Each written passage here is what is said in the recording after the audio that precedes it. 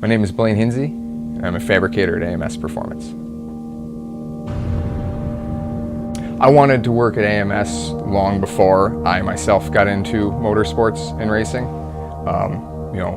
When I got my first car and started hanging out with the local car guys and the street racers per se, I had heard of AMS and I'd seen some of the cars that they had built, and they just blew my mind. I didn't realize there was any shops around my local area that were doing things like that. You see these big builds and high-dollar cars and the fast cars, and it's all on out in California. And here in my own backyard is a world-renowned performance shop.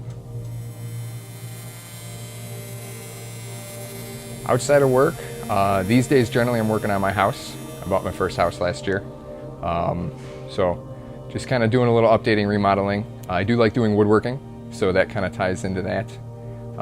Outside of that, I'm a big fan of motorcycle racing. A few years ago I got my license. I'm an amateur racer. I'm no good, but I love the hell out of it. It's a lot of fun.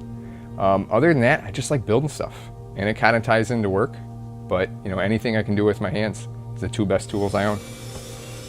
So yeah, there's a sign I have up in my booth, and it just says "Do the job right," and that's kind of an evolution of an old saying I used to have.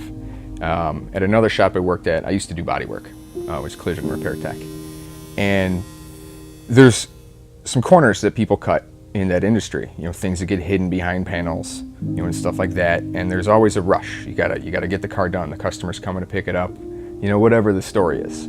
So I used to have a sign that said, "Why is there never enough time to do the job right, but always enough time to do it again?" Because inevitably, when you cut corners, the car comes back. So I got to a point in my career where it wasn't even a question anymore.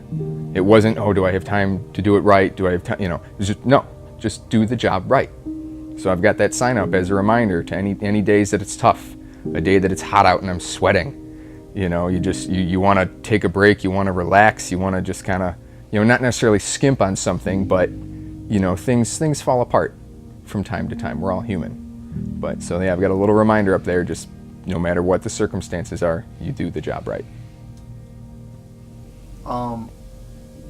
Would you say that your work helps you with your passion for motorsports, or does your passion for motorsports help you in your work? I think my passion for motorsports and the work that I do go hand in hand. They feed off each other, and obviously I'm capable of saving some money and building my my car and my motorcycle myself.